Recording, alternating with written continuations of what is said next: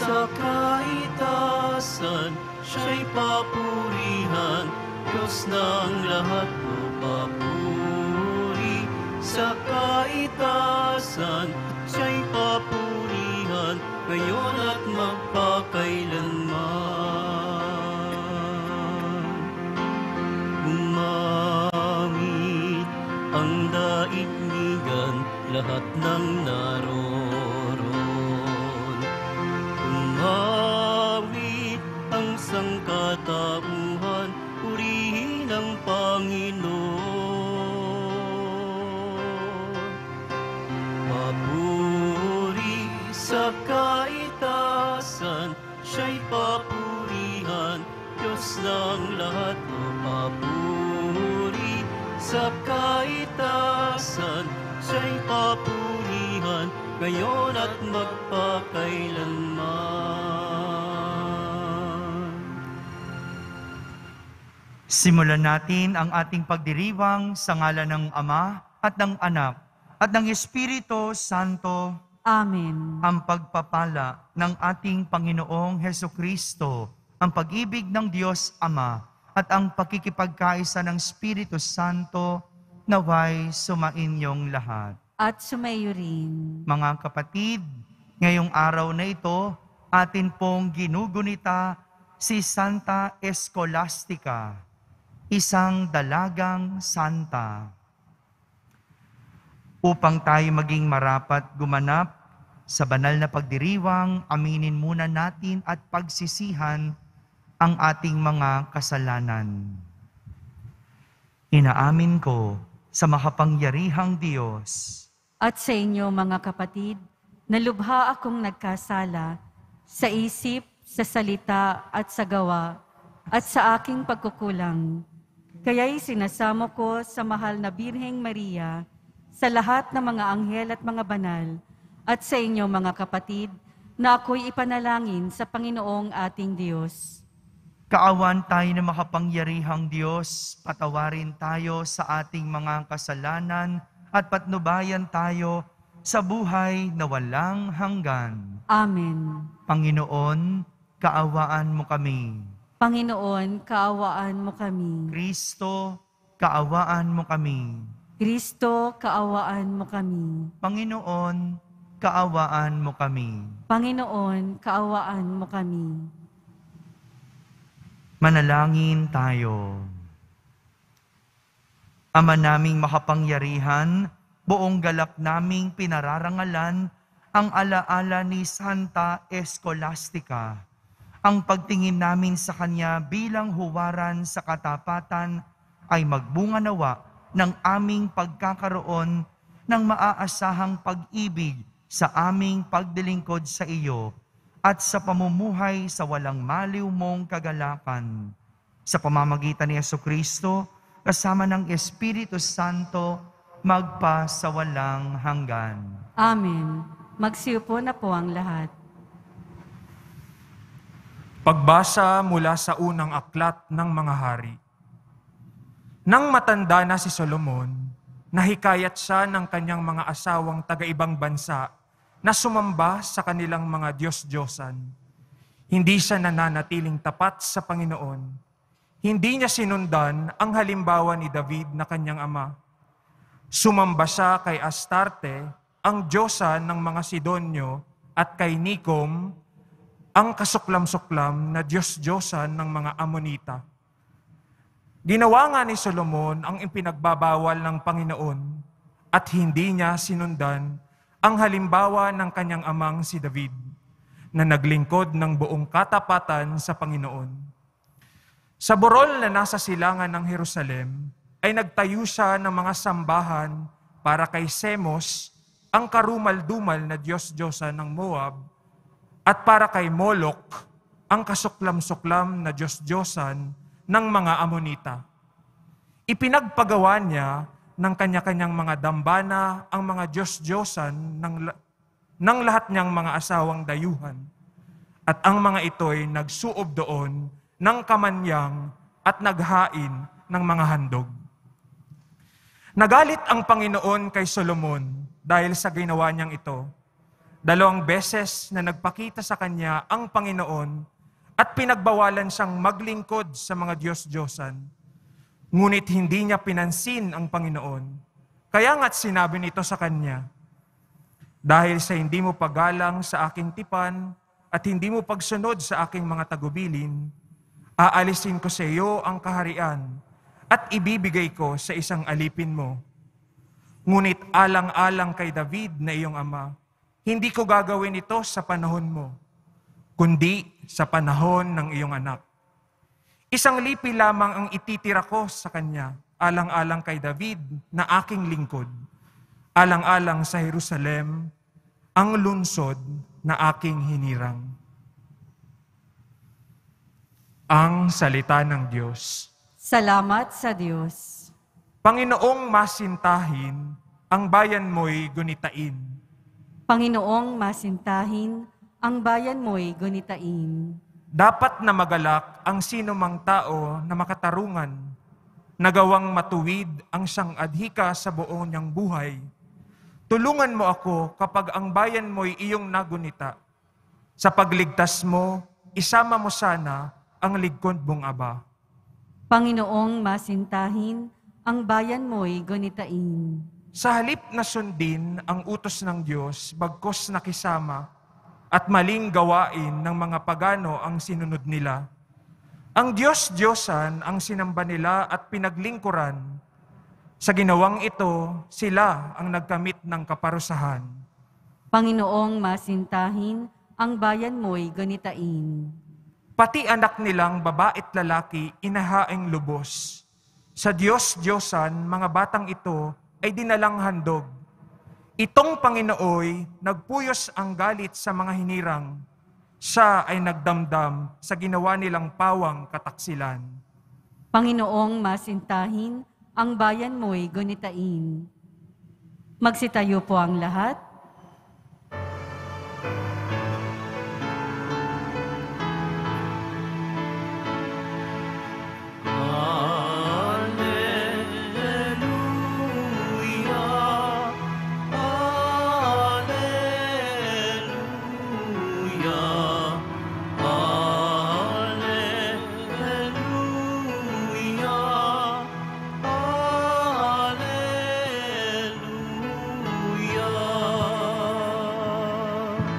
Sa kababaan ng loob, dinggin ang salita ng Diyos upang kayo ay matubos. Alleluia, Alleluia,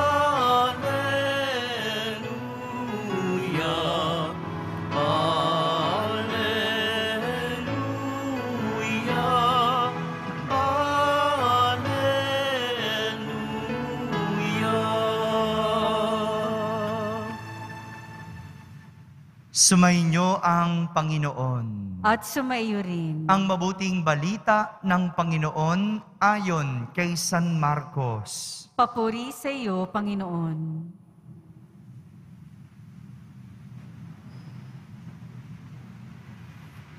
Noong panahong iyon, nagtungo si Jesus sa lupain ng Tiro at tumuloy sa isang bahay doon.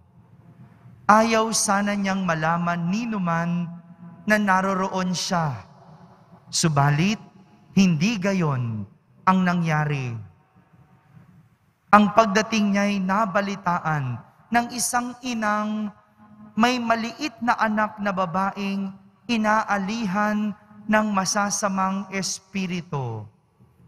Pumunta siya agad kay Jesus at nagpatira pa sa kanyang harapan. Ang babaeng ito'y hentil, tubo sa Syro-Phoenicia. Ipinamanhik niya kay Jesus na palayasin ang demonyo na nasa kanyang anak. Ngunit sinabi ni Jesus, kailangang busugin muna ang mga anak. Hindi dapat kunin ang pagkain ng mga anak upang ihagis sa mga tuta. Tunay nga po, Panginoon, tugon ng babae. Ngunit ang mga tuta mang nasa ilalim ng hapag ay naninimot ng mga mumong nalalaglag ng mga anak. Kaya't sinabi sa kanya ni Jesus, dahil sa sinabi mo, maaari ka nang umuwi. Iniwan na ng demonyo ang iyong anak. Umuwi ang babae at naratnan niya sa higaan ang bata. Iniwan na nga ng demonyo. Mga kapatid, ang mabuting balita ng Panginoon. Pinupuri ka namin, Panginoong Hesukristo. Magsiupo na po ang lahat. Magandang araw po sa inyong lahat. Isang babaeng hentil na taga Phoenicia ang lumapit kay Jesus at humiling habang ito ay nakadapa. Ang hiling ng babae, pagalingin ang kanyang anak na inaalihan ng demonyo. Kung tutuusin, wala naman pong bago sa kwento na ating narinig dahil madalas namang magpagaling si Jesus ng mga may sakit. Madalas magpalaya si Jesus ng mga demonyo. Ngunit dahil kakaiba ang bidang karakter ng ating ebanghelyo, kung kaya't siya'y naging espesyal kay Jesus. 3 dahilan. Una, dahil siya ay isang babae.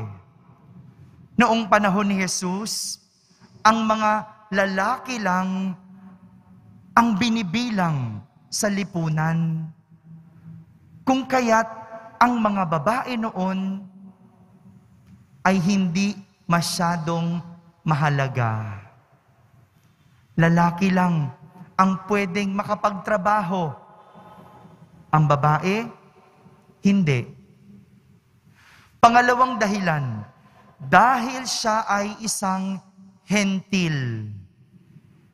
Ibig sabihin, hindi siya Hudyo.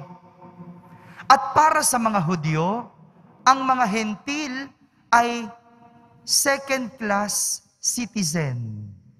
Dahil mas angat at mas mataas na uri ang mga Hudyo kumpara sa mga hentil. Pangatlo, siya ay taga Phoenicia. Sa makatuwid, siya ay isang dayuhan.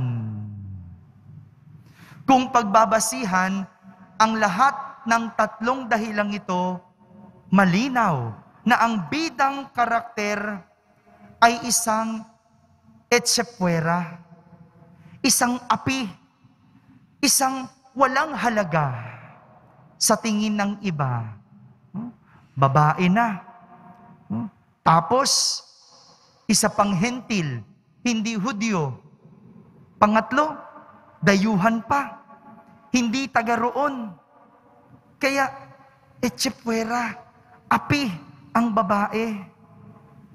Pero kahit ganito ang katayuan ng babae, siya ay pinaburan at pinagbigyan dahil sa kanyang kapakumbabaan at malaking pananalig kay Jesus.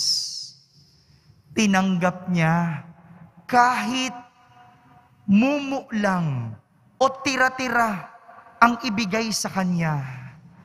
Gaya ng isang tutang naninimot ng mga nalalaglag na pagkain sa ilalim ng mesa.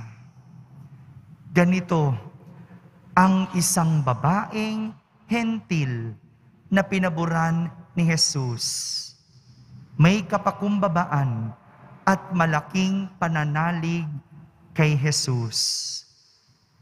Samantala, isang kabaliktaran sa karakter naman ang ating narinig mula sa unang pagbasa.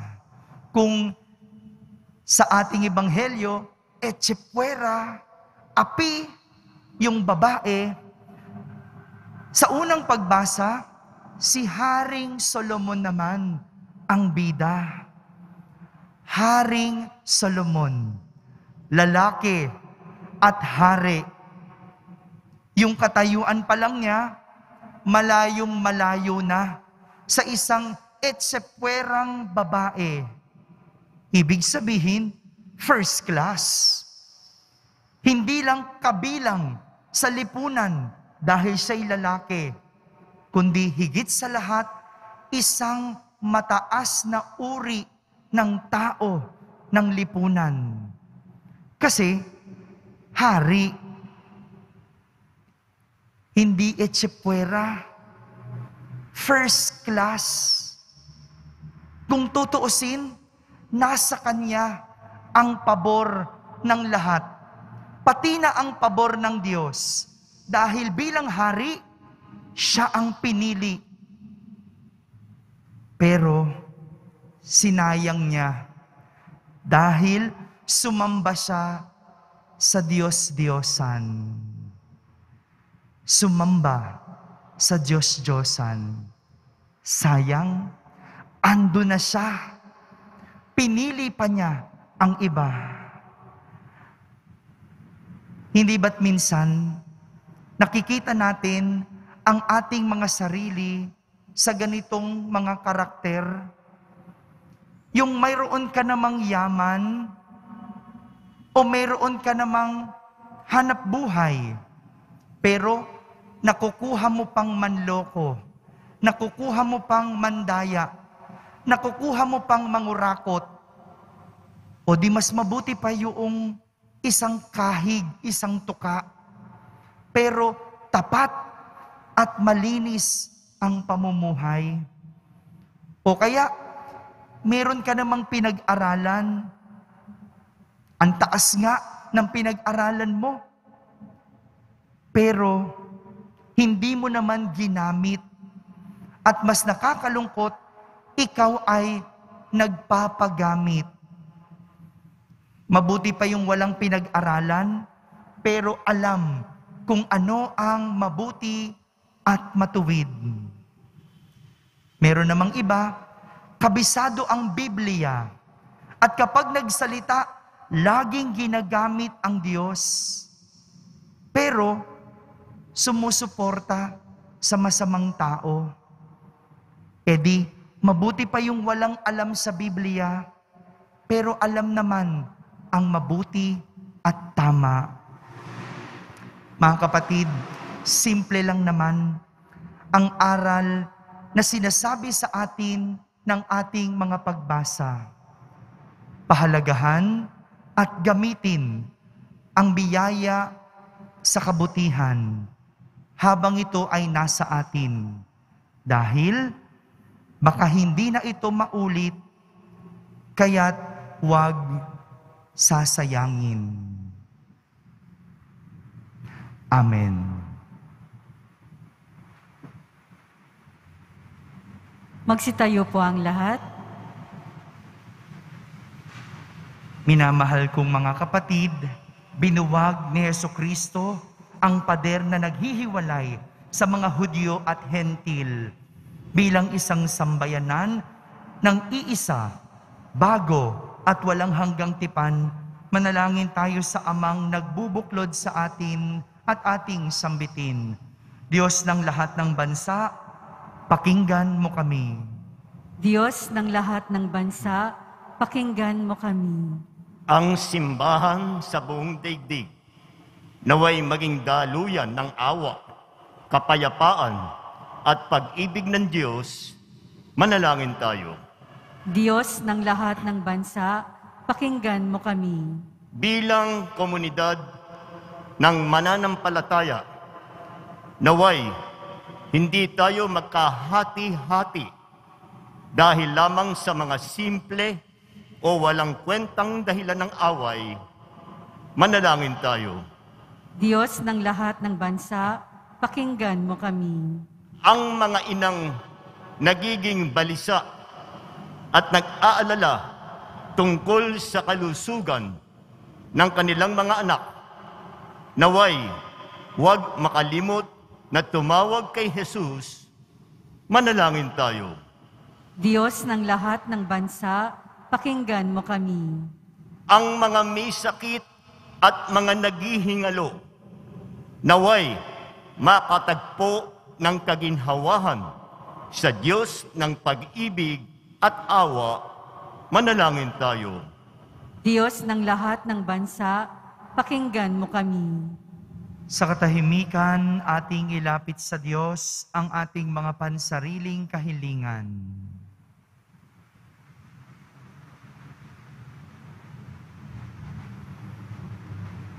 Manalangin tayo.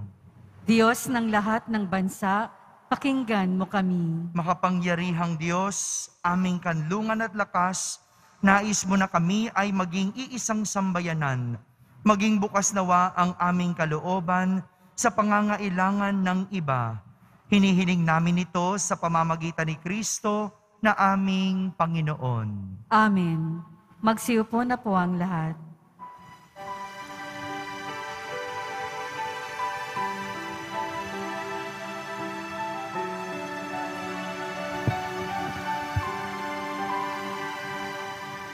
O Diyos, awang di mabilang, tanggapin mo yaring aming alay. Gawin ito bilang tanda ng aming kaligtasan.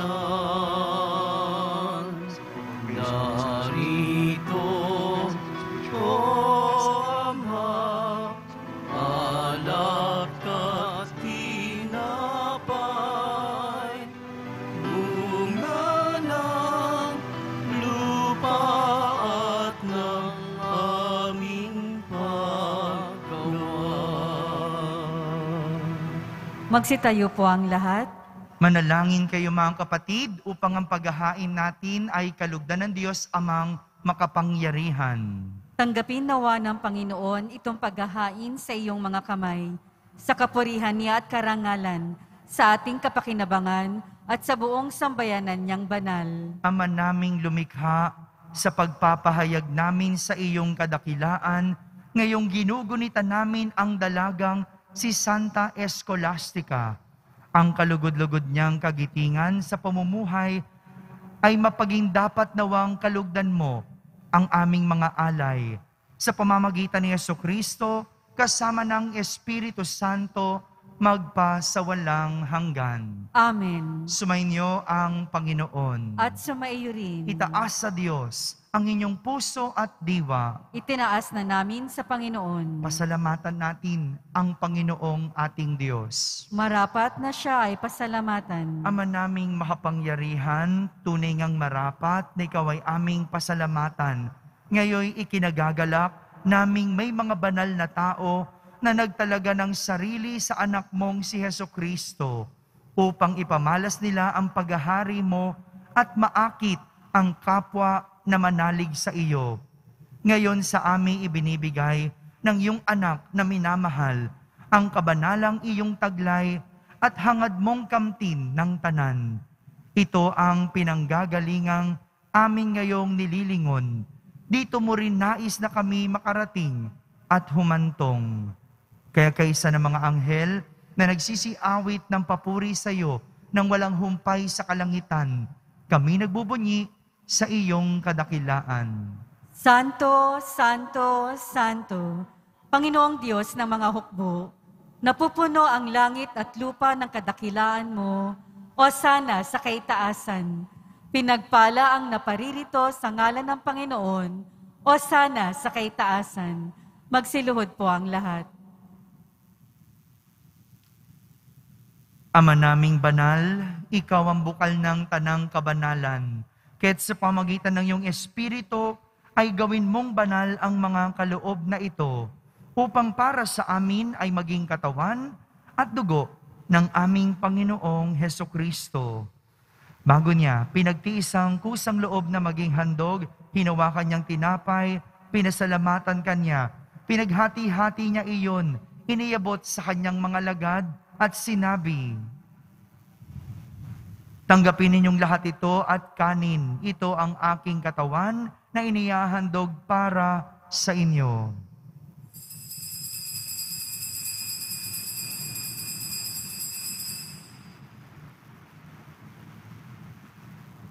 Gayon din naman, nung matapos ang hapunan, hinawakan niyang kalis, muli kanyang pinasalamatan.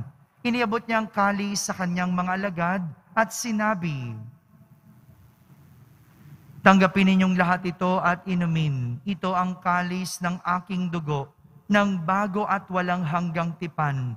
Ang aking dugo na ibubuhos para sa inyo at para sa lahat sa ikapagpapatawad ng mga kasalanan. Gawin ninyo ito sa pag-alaala sa akin."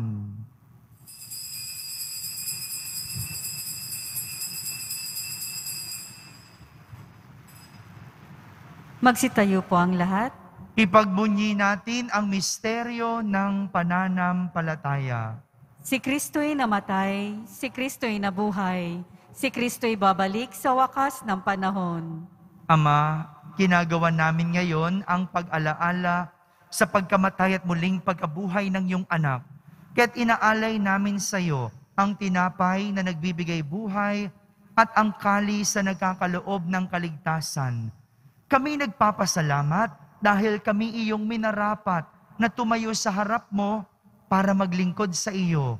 Isinasamo namin kaming magsasalo-salo sa katawan at dugo ni Kristo ay mabuklod sa pagkakaisa sa pamamagitan ng Espiritu Santo.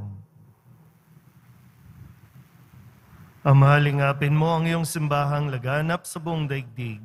Puspusin mo kami sa pag-ibig kaysa ni Francisco na aming Papa at ni Jose na aming Obispo at ng Tanang Kaparian. Alalahanin mo rin ang mga kapatid naming nahimlay na may pag-asang sila'y muling mabubuhay, gayon din ang lahat ng mga pumanaw. Kawaan mo sila at patuloyin sa iyong kaliwanagan. Kawaan mo at pagindapating kaming lahat na makasalo sa iyong buhay na walang wakas. Kaysa ng mahal na Birhen Maria na ina ng Diyos, ng kabiyak ng puso niyang San Jose. Kaysa ng mga apostol at ng lahat ng mga banal na namuhay dito sa daigdig ng kalugod-lugod sa iyo, may pagdiwang nawa namin ang pagpupuri sa ikararangal mo sa pamamagitan ng iyong anak, na aming Panginoong Hesukristo. Sa pamamagitan ni Kristo, kasama niya at sa Kanya, ang lahat ng parangal at papuri ay sa iyo, Diyos Amang makapangyarihan, kasama ng Espiritu Santo, magpa sa walang hanggan. Amen.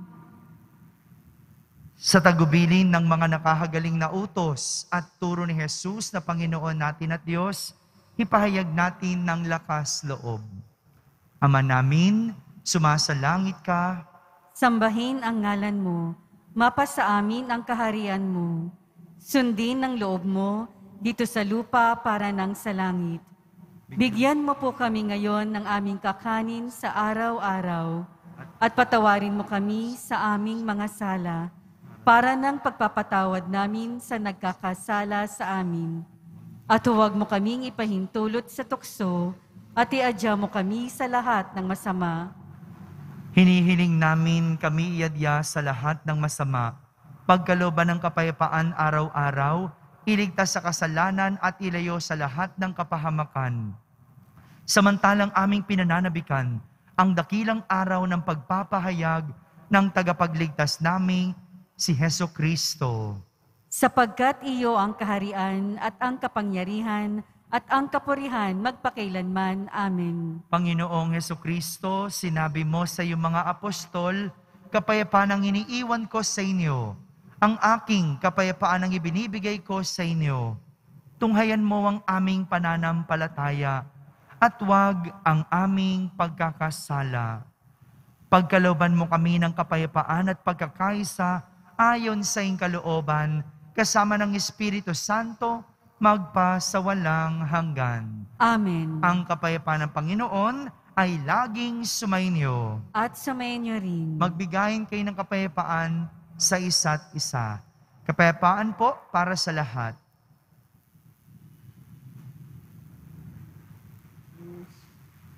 Kordero ng Diyos na nag-aalis ng mga kasalanan ng sanlibutan, maawa ka sa amin. Kordero ng Diyos na nag-aalis ng mga kasalanan ng sanlibutan, maawa ka sa amin. Kordero ng Diyos na nag-aalis ng mga kasalanan ng sanlibutan, ipagkaloob mo sa amin ang kapayapaan. Magsiluhod po ang lahat.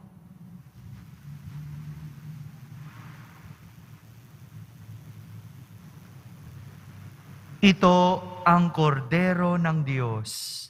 Itong nag-aalis ng mga kasalanan ng sanlibutan. Mapalad ang mga inaaniyahan sa kanyang piging. Panginoon, hindi ako karapat-dapat na magpatuloy sa iyo, ngunit sa isang salita mo lamang ay gagaling na ako.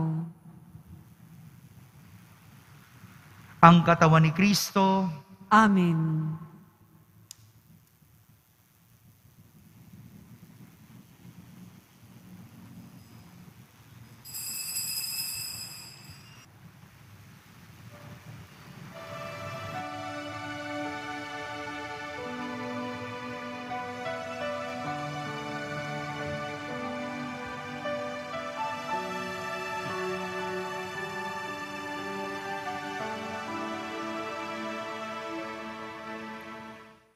Sa Diyos lamang mapapanatag ang aking kaluluwa. Sa Kanya nagmumula ang aking pag-asa at kaligtasan. O Diyos, Ikaw ang aking kaligtasan. Nasa iyo aking kalwalhatian. Ikaw lamang aking inaasahan. Ang aking muog at tanggulan. Sa Diyos lamang mapapanatag ang aking kaluluwa. Sa Kanya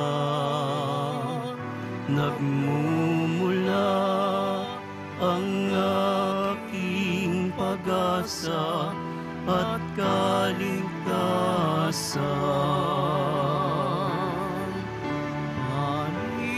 Maninil di ko ba nalaligan, puso'y di hihihilig sa yaman, kundi sa Diyos na makapangyarihan, na aking lakas at takbuhan. Sa Diyos lamang mapapanatag ang aking kaluluwa. Sa Kanya nagmumula ang aking pag-asa at kaligtasan. Sa Kanya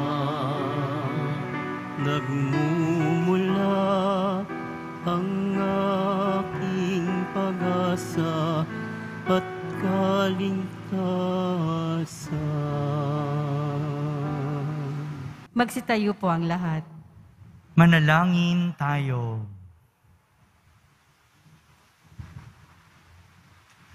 Ama naming mapagmahal, sa pagsasalo namin ngayon sa banal na pakikinabang matulungan nawa kami ng ulirang katapatan ni Santa Escolastica upang tanging ikaw ang aming mahalin habang inaako namin ang malasakit ni Jesucristo kasama ng Espiritu Santo magpa sa walang hanggan. Amen. Panalangin kay San Roque. Ating ipagdasal ang lahat ng mga may sakit at nahihirapan ngayong pandemic.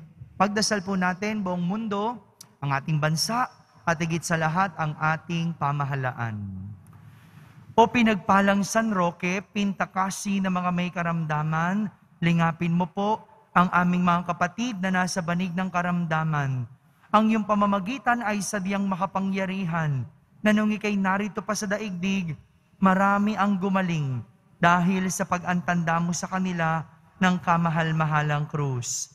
Ngayong ikay niluluwalhati na dyan sa langit, nananalig kaming ang iyong pamamagitan ay lubhang magaling. Ialay mo po sa Panginoong Diyos yaring aming mga hinaing at sa tulong po ninyo ay makamit ang kagalingan ng aming kaluluwa at katawan. Pakundangan sa mga hirap at sakit ng Panginoong Hesukristo at iyo pong mga panalangin. Amen. Senyor San Roque, ipanalangin mo po kami upang kami maiyadya sa salot ng COVID-19 at sa mga karamdaman ng katawan at kaluluwa. Senyor San Roque, ipanalangin mo po kami upang kami maiyadya sa salot ng COVID-19 at sa mga karamdaman ng katawan at kaluluwa. Senyor San Roque, panalangin mo po kami upang kami maiyadya sa salot ng COVID-19 at sa mga karamdaman ng katawan at kaluluwa. Sumainyo ang Panginoon. At sumainyo rin. Pagbabasbas ng Poong Yesus Nazareno. Mahal na Poong Yesus Nazareno, inihayag mo sa pamamagitan ng krus ang walang maliw na pag-ibig ng Diyos sa sangkatauhan. Pakinggan mo ang kahilingan ng iyong angkan na nagsusumamo sa iyo. Makamtanawan nila ang inyong katugunan at tanggapin ang kasagutan na may utang na loob na tinatanaw. Basbasan din po ninyo ang lahat na may karamdaman at nahihirapan. Sa pamamagitan ng bendisyon na ito, naway maalala nila ang mga pangako nila noon sa binyag, na ikaw ang kanilang iibigin at pagdilingkuran bilang Panginoon, magpa sa walang hanggan. Amen. At pagpalain kayo ng makapangyarihang Diyos, Ama, Anak, at Espiritu Santo. Amen. Tapos na po ang ating pagdiriwang, humaiking taglay ang pag-ibig at kapayapaan ng Poong Yesus Nazareno. Salamat sa Diyos.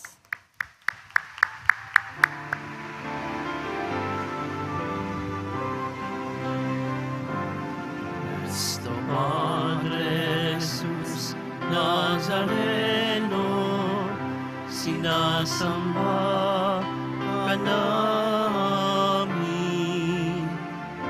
pinipinto ka namin, aral mo ang aming buhay at kaligtasan. Nuestro Padre Jesus Nazareno, iligtas mo kami sa kasalanan. Ang krus mong kinamatayan ay sagisag ng aming kaligtasan. Nuestro Padre Jesus Nazareno,